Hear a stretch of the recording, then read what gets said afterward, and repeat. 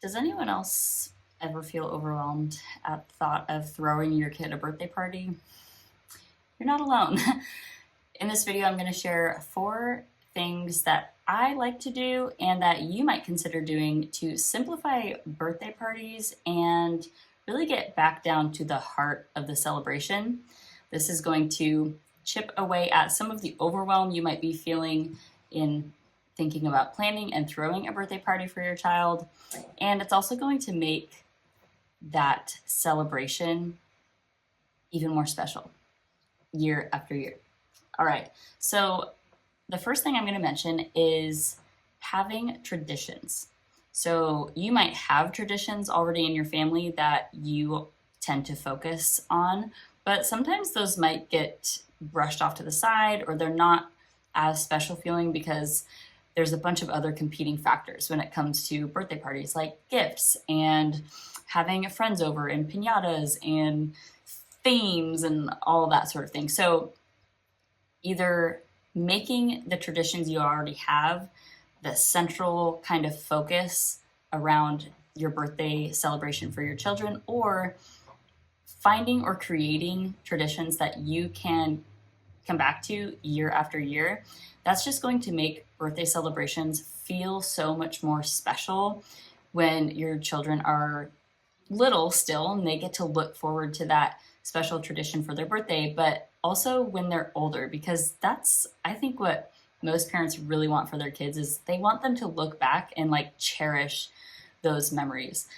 I have lots of wonderful memories around birthdays that I had growing up, but I think for my kids, I really want that like warm, intimate memory to pop up in their mind when they're older and maybe I'm not here anymore and they're thinking back to their childhood, reflecting on those birthdays that they did get to celebrate with us and their friends and their family. And yeah, so I think having traditions or making traditions is just number one, working on doing that. So some of the ways that we do that in our family, when both of our girls were born, we used a long, like 12-inch beeswax candle to burn their umbilical cord. So every year on their birthday, we light their birthday candle and that's what they get to blow out. So for as long as those candles last, make your singing quick. For as long as those candles last, they're going to have that special memory. And every year in their pictures and videos, they get to see this birthday candle. And it takes them back to that time when they were born, and we can kind of relive and talk about their birth experience and their birth story. Another thing that we use in our family for birthdays is a birthday banner. So when our first daughter was, she wasn't born yet, but it was leading up to her first birthday party, I made a banner, like a bunting banner. So every year we bring out the banner and that's what we hang up. So that's like her special thing that she gets to see in conjunction with the birthday candle. But even once the birthday candle is no longer around, she still has this special birthday banner that was made just for her. Okay, and then we also have the same thing for our youngest daughter. I made several birthday bunting banners that I was selling, and I still have several left. So if that's actually something you're interested in maybe purchasing, let me know either down in the comments, or you can contact me through the Linktree link down in the description, and I'd be happy to send you what I have left, and maybe there's one that you like for your kiddo. Okay, so yeah, we hang up the birthday banner, and that's just like a nice memory, a nice touch to bring back year after year as they continue to grow. Okay, tip number 2 is to use, if you're going with a theme at all for any birthday party, try as much as you can to use practical theme props. I'm going to talk more specifically about our oldest daughter's 4th birthday when we did like a farm/market theme. Okay, and these are kind of some of the props that we used that were just really practical. So for one, instead of doing like party bags, we set up a market in our garage where the kids could go over to the market and they could add to their bag or whatever it was that they had. Yeah, I think they had like a little canvas tote, and they could go shop for like different things that were in the market area. So some of the things we had were like bars of soap that I cut into like quarters, so like small pieces of soap. There was like juice boxes, oranges, little baggies of like popcorn kernels, just little things that you might find at a market. But it was a whole bunch of things wrapped up all in one. So not only was it like a prop, the market theme for her party, but it was an activity. They got to build their own goodie bag, and then it was just like, you know, thanks for coming to my party and celebrating with me and having fun. Although I don't think that gift bags are necessary. I'll give you an example of our oldest daughter's most recent birthday when she turned 5. It was a halfway surprise party. So we planned to rent out a room at a local creamery that we have, to have a birthday get together with her 2 closest girlfriends that she met over the summer, and just have like a nice, fun little ice cream date for her birthday party. So we did put together goodie bags for her 2 friends, but when we decided, you know what, we're renting out this whole room and we do actually want some of our other really close friends and family members to be there and celebrate her turning 5, which is huge. Let's invite those friends and family members like on the down low so they can be there to surprise her. Some of our closest friends, their kiddos are boys. And while Jade knew that her girlfriends were going to be there and this was like a fun, fancy girl party, she didn't know that everyone else was going to be there. So we didn't actually do goodie bags for the other kids. And when they came up kind of asking like, oh, is there a goodie bag for me? I was like, oh, I'm so sorry, buddy, but Jade didn't know that you guys were going to be here. So she helped me put the goodie bags together for her friends that she knew were coming. And so that's all that we did. I think it's okay. You might think of the Bluey episode, if you are familiar with Bluey, where they're doing Pass the Parcel. And there's not a gift in every single layer. The kids took a while to get over that, but once they did, they actually preferred that better. And I think it's not a bad thing within our circle of friends and family in our little village. Everyone doesn't get a trophy, right? Everyone doesn't get a certificate, and that's okay. It's not a mean, like, I'm not giving you a goodie bag because we don't like you, but it was just kind of like, hey, she didn't know that you were actually going to be here. And since she was helping me with the goodie bags, like that would have blew the secret, right? And it was okay. The treat for them was like, they got to come, they got to put all the toppings on the ice cream that they wanted. And it was awesome. Like everyone had a good time. They got to make bracelets, color pictures, like it was fun. So I think reminding our kids too, and our friends' kids or whoever, relatives, like that, you don't just show up to a birthday party because you're going to get something out of it. Like you just show up to be there for your friend or your loved one and to not expect something in return. Sometimes it's a hard lesson learned, but I think with those little things, we can do that. And also with birthday parties, a lot of times comes the expectation that, oh, I want to have, I want all these gifts for my birthday. And then we kind of are getting away from the real meaning of having a birthday celebration to begin with, and that's celebrating life, celebrating who that loved one is. So it's not all about gifts and all that, and I'm going to talk about that in just a moment. Sorry, I'm taking a Band-Aid off. There we go. Okay, so another thing to touch on as far as using practical theme props is buy stuff that you can reuse or actually use. So with our daughter's harvest themed party, I made like a bunting that had some clothespins that we already had and some rope that we already had, and they were just clipping up little seed packets, which we are using in our garden. So that was really practical. And let's see, borrow things. We borrowed some things that my mother-in-law had, and thrift. We thrifted some fun ice cream dishes to put in the goodie bag for our daughter's 5th birthday celebration for her 2 friends. So that and some like cute fancy spoons, which we still have in use. Okay, so let's see. Number 3 is to make the birthday celebration work for you. This goes for all kinds of things in life, and sometimes it just boils down to like, you gotta do you. We can't please and cater to everyone, because if we always try to do that, then usually it's going to lead us off course from our values, or really making the celebration not about what it's supposed to be about, whether that's a birthday party, a wedding, a baby shower, anything under the sun. Okay. So make it work for you. If that means having your birthday parties on Sundays instead of Saturdays works better, do it. We don't throw birthday parties on Saturdays. We'll go to birthday parties on Saturdays, but the 7th day of the week is Sabbath. So I'm just not comfortable with throwing parties on Saturday.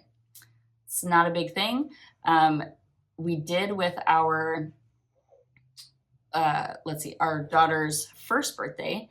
We did things a little bit differently this time. Instead of throwing a big party and like having everyone over, we actually did 3 small intimate parties. The first one was with my husband's parents and siblings. The second one was with my mom and siblings.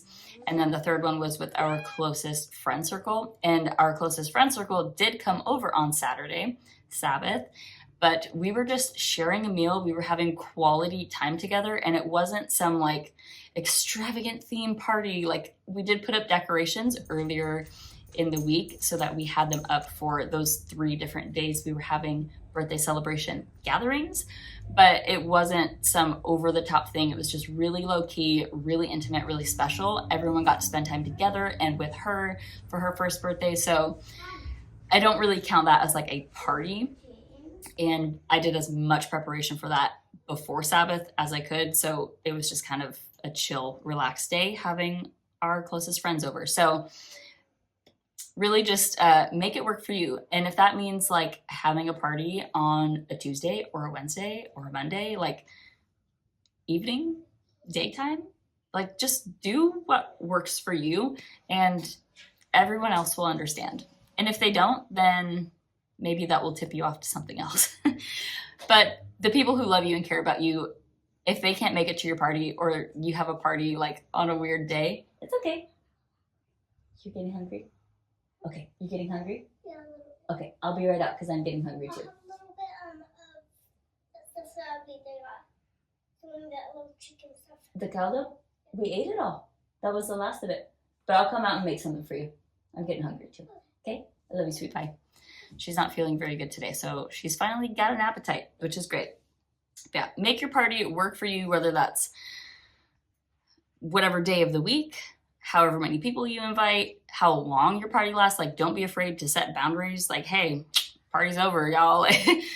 Time to go. That's one reason I do like having parties on a Saturday, or parties on a Sunday and maybe like a weekday, is that people have work and school and activities the next day. They're not going to want to overstay their welcome most of the time. So most people will get the cue and they'll like trickle out at a decent hour, and you don't have to feel that pressure to be like, hey y'all, like party's over, get out. If you ever do feel like that. Hi baby, come here. Okay. And yeah, doing it your way. Like, if you want to have a big party, great, go for it. Or if you want to have an intimate party, great, go for it. I think those intimate parties are a little bit more my style. Although we have done some big ones, but I tried to make it work out to where, yeah, it's not super stressful. It's not overwhelming because I do these different things. Hi, sweetums. Okay. And then last point, number 4. Okay, this baby needs milk. Come here, baby, get some milk. Okay, okay. Do-do-do. Dooby-doo. Hi, how was your nap? Are you warm in your jacket? My back is hot because you were snoozing back there for a long time. Okay. All right. The 4th point I want to make in this video is about gifts. Oh, baby. I appreciate everyone who's ever gifted anything to our children and our family. People's generosity is overwhelming. in the nicest way possible, but sometimes also it's just kind of overwhelming, also in a little bit of a stressful way. So when it comes to gifts, I'm never afraid to set boundaries or like kind of make my expectations clear or known a little bit. Of course, I try to do this in a very tactful and like humble manner, but we have a lot of family and a lot of friends, and they love our kids. They love us. We all love each other. So sometimes we all go a little bit overboard and want to just shower those people with gifts. And the aftermath of that is just the fact that there's a lot more things to manage and then integrate into your home and your lifestyle and your wardrobe when your kids get a lot of clothes and whatnot. So for me, what I've found to help with tampering an excessive amount of gifts down a little bit, for one, is just, I think our friends and our family, like, they kind of get our vibe and they get our lifestyle and approach to like birthday parties and stuff. Like, we do try to keep things kind of simple. So most everyone gets it. And occasionally when we get like an abundance of things, I'm also not afraid to do a little exchanging or returning if that's what's being called for. But what I tend to do as far as gifts are concerned is when I'm sending out invitations, I'll just add an extra little page or an extra little note that says, hey, like, we really just want to spend time with you. And if you are looking for gift ideas, check out our baby list and you can see like what our child's size is, what they're interested in, things that they actually really need, things that they specifically would like to have. Because sometimes just being clear, being a little bit more direct, like, people do appreciate that. A lot of people would rather not just like buy you some random thing just for the sake of buying you something because they're invited to your birthday party. But they actually do want to know, like, what do you want? What do you need? What's your size? What color do you like the most? So putting a baby list together, I really like to do that for baby showers, birthday parties, Christmas, anything like that. When I think we're going to be getting some gifts sent our way, it helps us out and it helps our loved ones out too when they are wanting to get a gift. And then also, there's been times when I've sent with the invitation, like, if you would like to bring a gift, please just bring one special item. That way, when our child is using the item or wearing it or whatever it is, they feel like, oh, this person bought this for me, and I appreciate that. Because when we have way too much stuff, it's harder to appreciate what we do have. So asking our friends and family that we're inviting to birthday parties to just like keep it simple, give them some ideas, that really helps. And then another thing, one thing we did with the harvest themed party was, instead of gifts, I asked everyone to bring a recipe that they love. And we got so many awesome recipes, and we have made so many of those recipes, and we love them. So this was actually one way that we like started a recipe book for not just our daughter, but for our family. And one day I hope that both of our girls will get to have their hands on that, and that they're going to cherish all those recipes that their family members and loved ones gave to them, and that their parents like prepared for them throughout the years, and that they worked together with us to prepare. It's just kind of like a little sweet way to relive your birthday party or like your birthday celebration more than once, I think. So that was a really great one. And then the other thing about gifts is, don't be afraid to open them after everyone's gone. This is something we've done for most of our birthday celebrations for our girls, and I don't ever regret it, because for one, a lot of times birthday parties are just overwhelming for your child or for you, and adding a whole bunch of presents into that mix can just feel like a lot. And then also, this I found it gives us a chance, like when everybody's gone and we're kind of opening gifts, we can take our time and appreciate the things that people have given to the girls. And if there's something that needs to be exchanged or returned or whatever it is, you know, you don't feel bad doing that in front of your people. And then another way we've approached opening gifts, we did this actually with my baby shower for our first daughter, was if you wanted me to open a gift, once we were kind of getting towards the end, like, let me know and I'll open the gift with you here.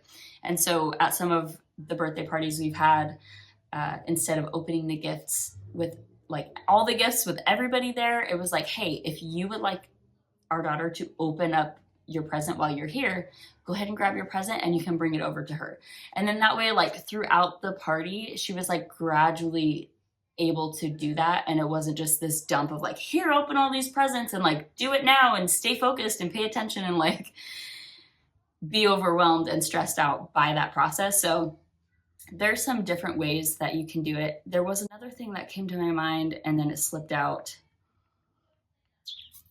It was going to be a bonus. And if I think of what it is, I might drop it down in the description below. So, okay, I hope that you found these tips and like simple birthday party approaches to be helpful. If you do any of these things, if there's anything that you do that I didn't mention that you'd like to share with everyone, drop those in the comments. Give this video a thumbs up. You can subscribe to this channel and turn on notifications if you'd like to see when I post more videos. And if you think that anyone you know would like to watch this or follow along with my little channel here, then I would appreciate if you share this video or any of my other videos. All right, so until next time, I hope you will take care. You'll see me in the next video.